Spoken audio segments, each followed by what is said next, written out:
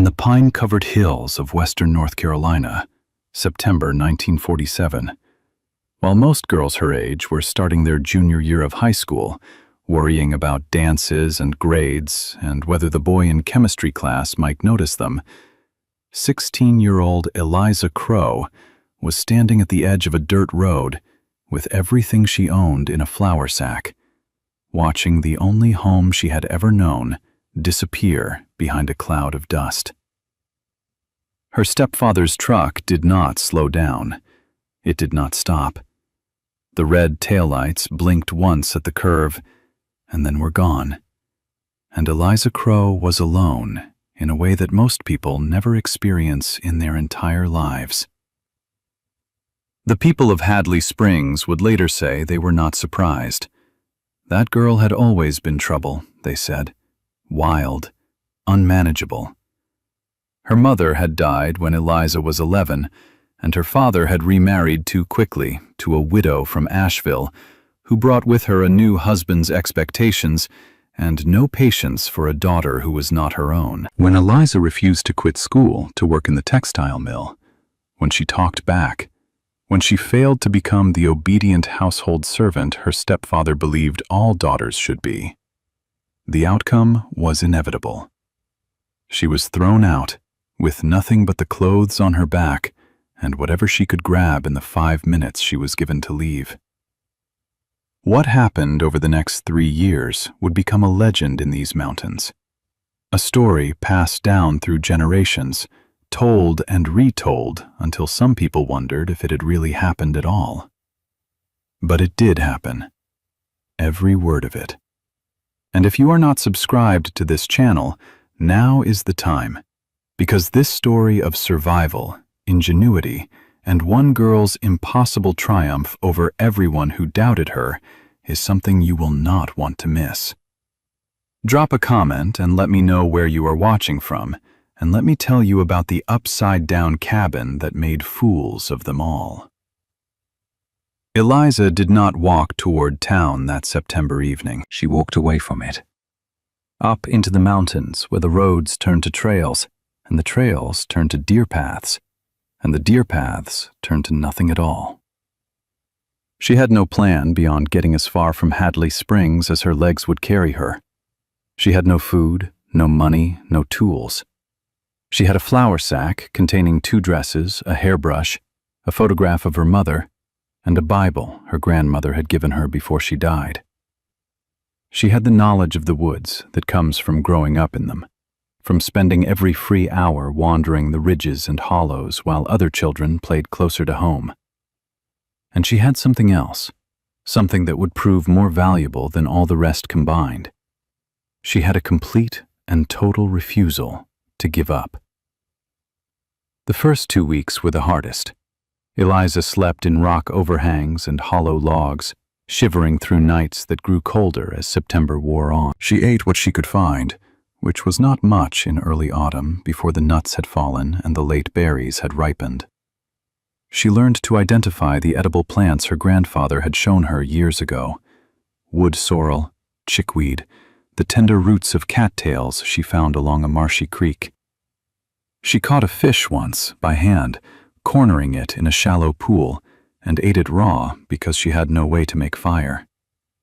She lost weight she could not afford to lose. Her clothes grew loose on her frame, and her cheekbones stood out sharp beneath her skin. She considered, more than once, walking back to town and begging for help from the church or the county welfare office. But she knew what that would mean. The orphanage in Asheville, or worse, being sent back to her stepfather's house, where the law said she belonged until she turned 18.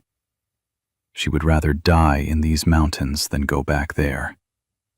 And for a while, dying in these mountains seemed like a real possibility. It was on the 15th day that Eliza found the place that would change everything. She had climbed higher than she had ever gone before, following a creek upstream toward its source, when she came upon a small meadow tucked into a fold of the mountain. The meadow was perhaps 2 acres, ringed by old-growth hemlocks and fed by a spring that bubbled up from the rocks at its upper edge. The spring water was ice-cold and pure, the kind of water that tasted like the earth itself had been distilled into liquid. Below the meadow, the creek dropped over a series of small falls before disappearing into a gorge that would discourage any casual visitor from climbing up. The place was hidden, protected, almost impossible to find unless you already knew it was there. Eliza knew, in that first moment of seeing it, that this was where she would make her stand. The people of Hadley Springs did not think much about Eliza Crow in those early weeks. A few church ladies clucked their tongues and said someone should check on her, but no one actually did. Her stepfather told anyone who asked that she had gone to live with relatives in Tennessee, and most people accepted this without question. It was easier to believe she had simply gone away than to confront the uncomfortable truth of what had been done to her. By the time October arrived, Eliza Crow had been largely forgotten by the town that had failed her. She had not forgotten them. Up in her hidden meadow, Eliza was working harder than she had ever worked in her life. She had found an old hunting cabin about a mile from the meadow, abandoned and falling apart, but containing treasures beyond price. A rusted axe head, a broken saw blade, a handful of bent nails, and a cast-iron pot with a crack in the bottom that could still hold water if you were careful. She carried these back to her meadow like sacred relics. She spent 3 days making a handle for the axe from a hickory branch, binding it with strips of bark until it held firm.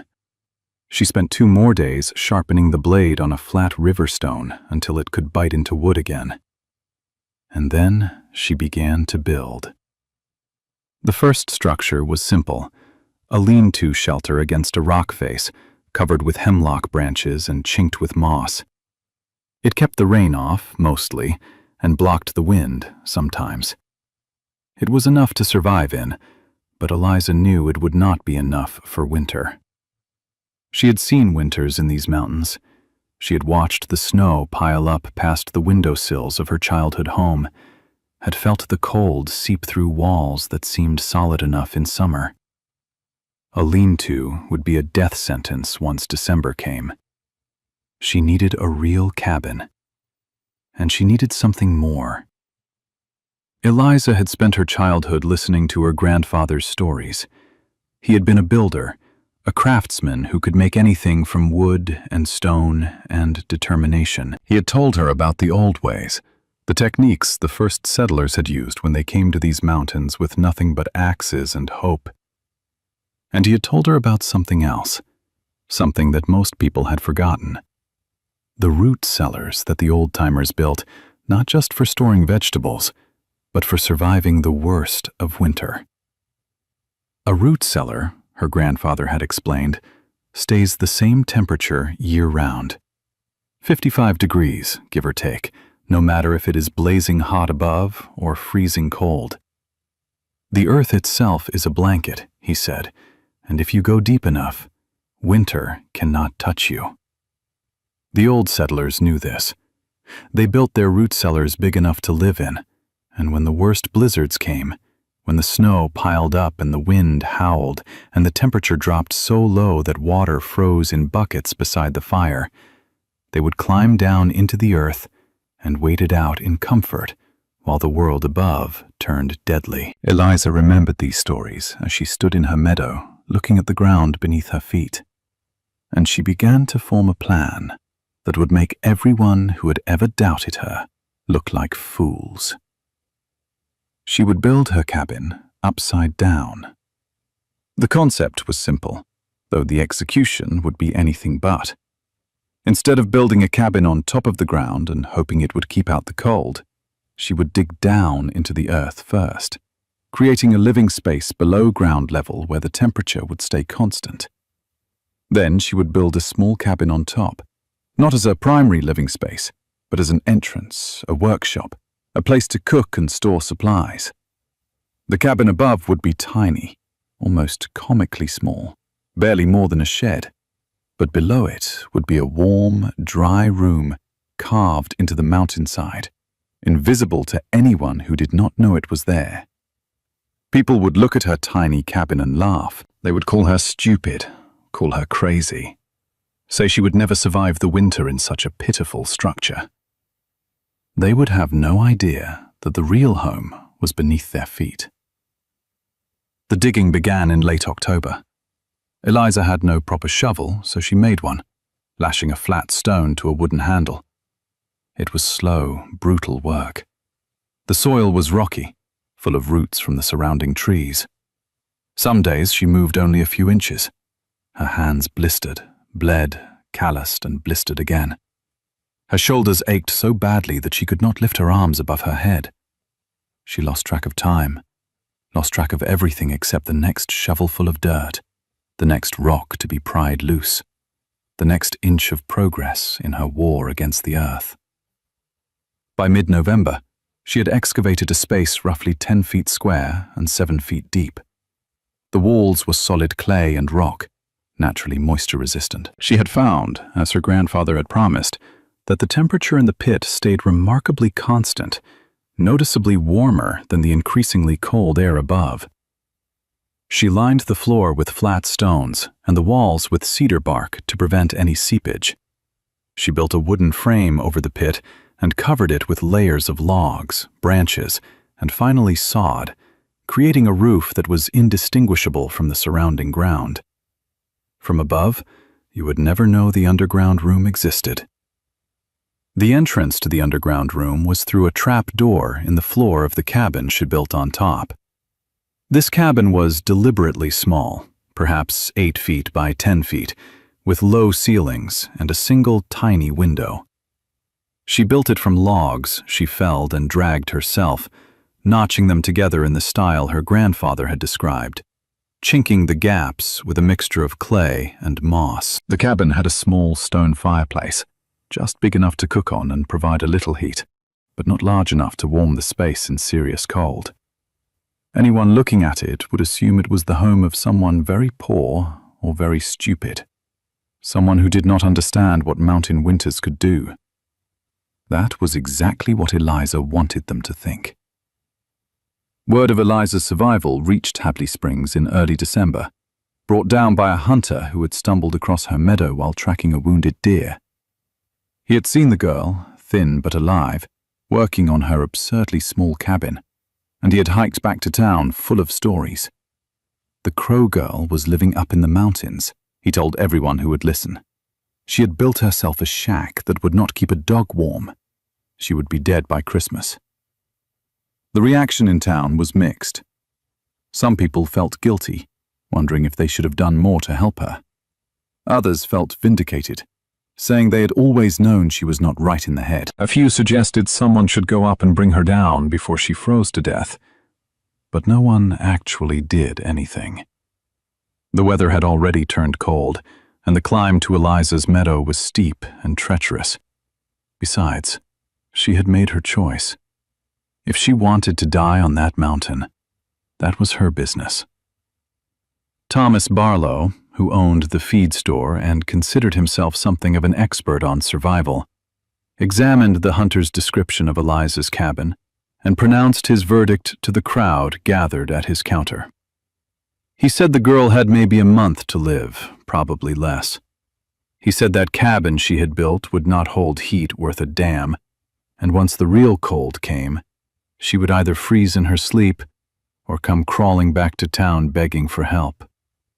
He said he almost felt sorry for her, but you could not help people who would not help themselves. Thomas Barlow would spend the rest of his life wishing he had kept his mouth shut. December brought the first real snow, 3 inches that melted within a week. Eliza barely noticed. She was too busy preparing her underground sanctuary. She had built a bed frame from cedar poles, strung with rope and topped with a mattress of dried grass and hemlock boughs. She had stocked the room with firewood, though she would need little, and with food she had gathered and preserved through the fall. Dried apples, smoked fish from the creek, nuts and berries, roots that would keep through the winter. She had a small oil lamp, traded for with a trapper who passed through in late November, and a supply of rendered bear fat to fuel it. She had blankets she had made herself from deer hides, painstakingly scraped and softened over weeks of labor. The underground room was, in truth, more comfortable than any home Eliza had ever known. The constant 55-degree temperature meant she was never truly cold, even without a fire.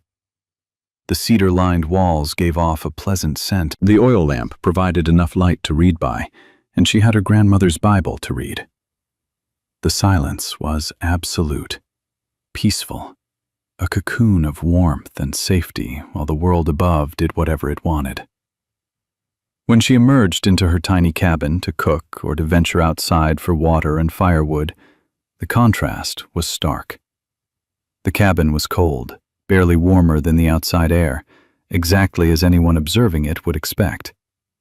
She kept up appearances, letting smoke rise from her chimney, leaving tracks in the snow between the cabin and the woodpile.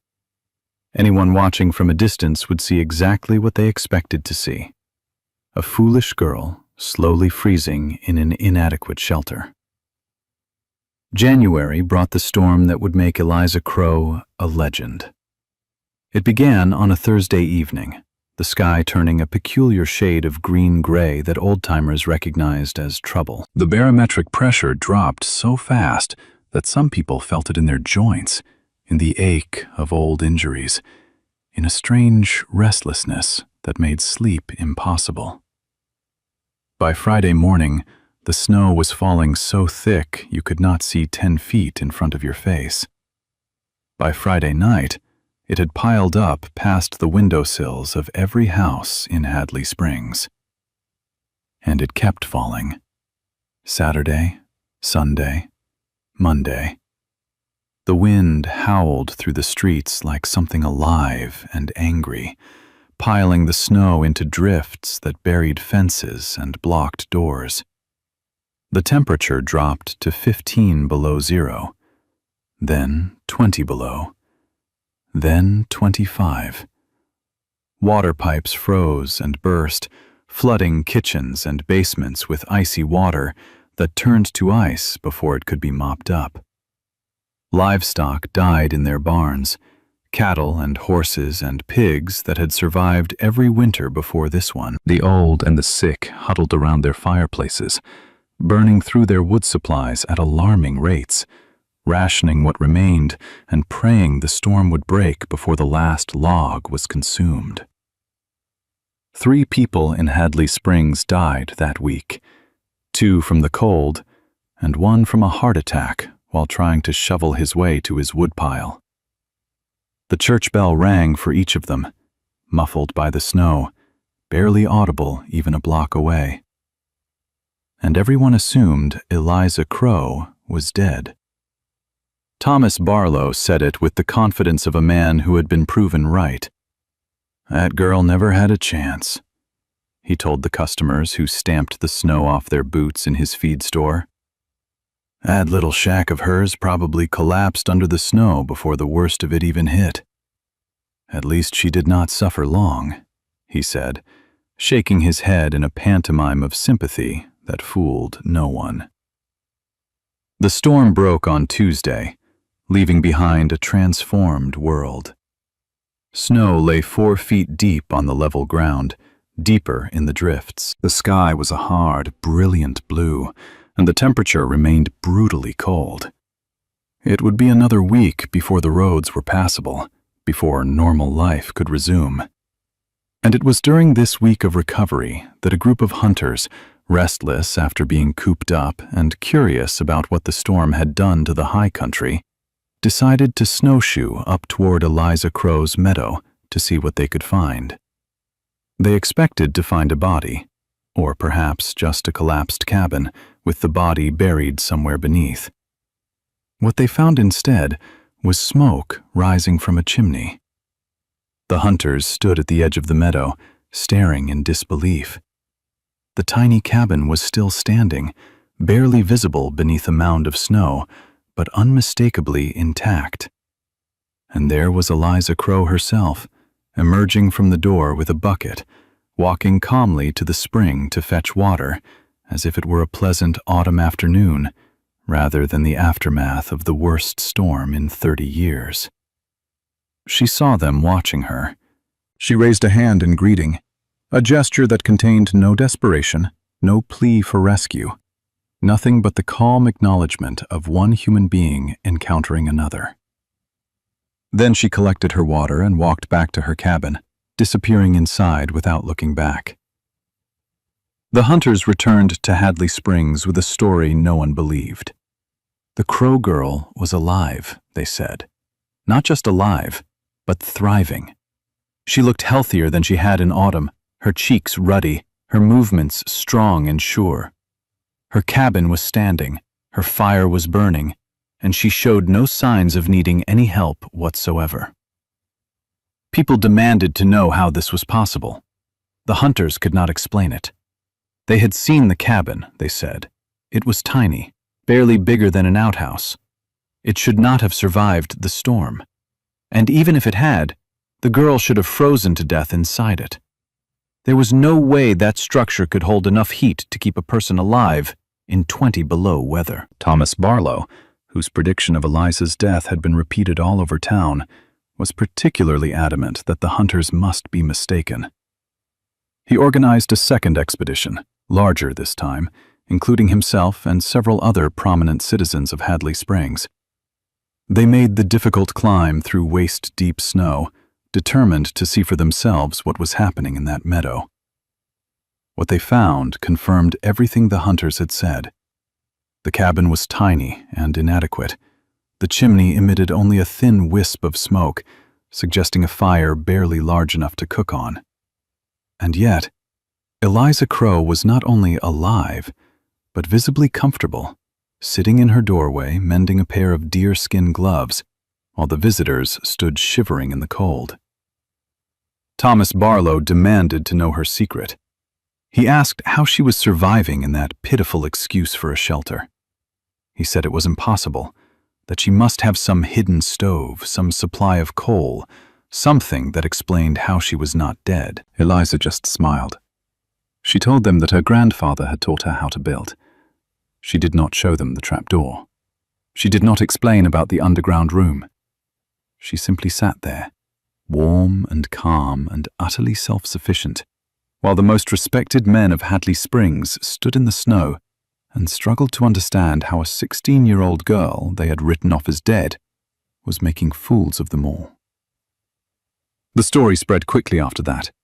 People came from neighboring towns to see the girl who had survived the great storm in a cabin the size of a chicken coop. Some came out of curiosity, some out of genuine admiration, and some hoping to discover her secret. Eliza welcomed them all with quiet courtesy, gave them water from her spring and warmth from her tiny fireplace, but she never showed anyone what lay beneath the floor. Spring came eventually, as it always does. The snow melted, the creeks ran high with meltwater, and the world turned green again. Eliza expanded her little cabin, adding a proper room above ground, now that she no longer needed to hide her survival capabilities. She cleared more of the meadow for a garden. She acquired chickens from a farmer who was so impressed by her story that he gave them to her for free. She built a life in that hidden meadow, a life that was entirely her own, beholden to no one and dependent on nothing but her own two hands. The people of Hadley Springs never quite knew what to make of her. Some admired her fiercely, holding her up as an example of what determination and hard work could accomplish. Others resented her, seeing in her success an implicit rebuke of their own decision to abandon her. Thomas Barlow never apologized for his predictions of her death, but he also never spoke of her again, changing the subject whenever her name came up in conversation. Eliza lived in her meadow for the next 63 years. She married once, briefly, to a man who found her independence attractive until he realized she would never give it up. The marriage lasted 2 years before he retreated to town and a more conventional life. She had no children of her own, but she had dozens of what she called her strays, young people who found their way to her meadow over the decades, running from situations similar to the one she had escaped. They came in all conditions, bruised, hungry, frightened, angry. Some had been thrown out by families who did not want them. Some had run from situations too dark to speak about. Some had simply found themselves with nowhere else to go, and heard the stories about the woman in the mountains who had once been where they were now. Eliza took them in without question. She fed them, gave them a place to sleep in the underground room where she had once saved her own life, and in the morning, she put them to work. She taught them what she knew: how to build, how to grow food, how to survive when the world offered no help. She taught them that desperation was not weakness, that asking for help was not failure, but that depending on yourself was a strength no one could take away. She was not gentle with them, not soft. She expected hard work and received it, but she also gave them something no one else had: the belief that they could make it, that they were not worthless, that their lives were their own to build. Most of her strays stayed only a few months before moving on, carrying with them skills and confidence they had not possessed before. A few stayed longer. One young woman, who had arrived at 17 fleeing an abusive husband, stayed for 3 years and became something like a daughter to Eliza. She was the one who eventually convinced Eliza to share her secret with the journalist.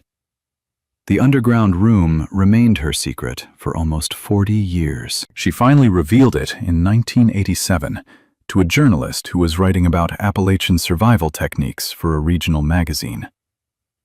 She took him down through the trapdoor and showed him the space that had saved her life, still intact, still maintaining its constant 55 degrees, still lined with the cedar bark she had harvested as a frightened 16-year-old girl. The journalist asked why she had kept it secret for so long. Eliza's answer was simple. She said that the people who laughed at her deserved to keep wondering.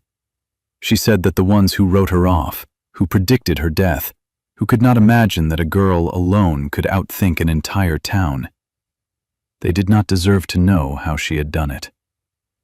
The secret was her revenge and her protection, and she had enjoyed every single year of watching people try to figure out how she had survived. She died in that meadow in 2010, at the age of 79. Her body was found by one of her strays, now a middle-aged woman with children of her own, who had come to check on her after a winter storm.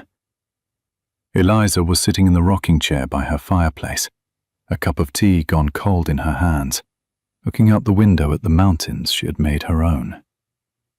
She looked peaceful, they said. She looked like someone who had won. The cabin still stands today. It has been expanded and improved over the decades, but the original structure remains at its core, including the tiny room that everyone thought was the whole house, and the trap door that leads to the underground sanctuary below. The current owners, a young couple who bought the property from Eliza's estate, give tours to visitors who want to see where the legend lived.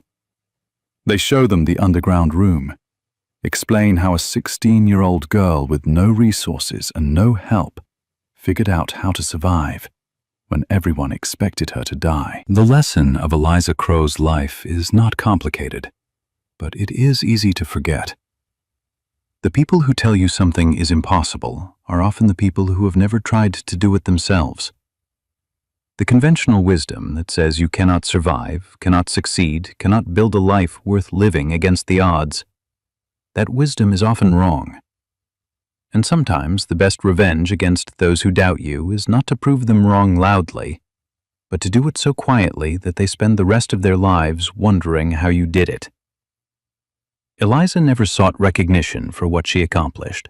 She never wrote a book or gave speeches or tried to turn her story into anything more than what it was: a life lived on her own terms, in a place of her own making, owing nothing to anyone who had not earned her respect.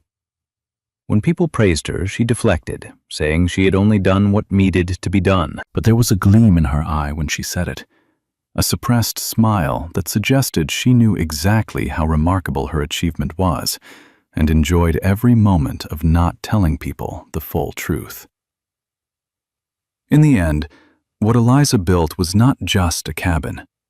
It was proof that the world's judgment is not final, that being written off is not the same as being defeated, and that the people who laugh at you today may spend the rest of their lives trying to understand how you proved them wrong. It was a statement about self-reliance and ingenuity and the stubborn refusal to die just because other people expected you to. And it was a gift to everyone who has ever been thrown away and told they would amount to nothing. The mountains of western North Carolina are full of hidden places, meadows tucked into folds of the ridges, springs bubbling up from secret sources, valleys that have never seen a road or a power line. Most of them will never be anything but wild land, home to deer and bear and the slow growth of ancient trees. But one of them, for 63 years, was something more.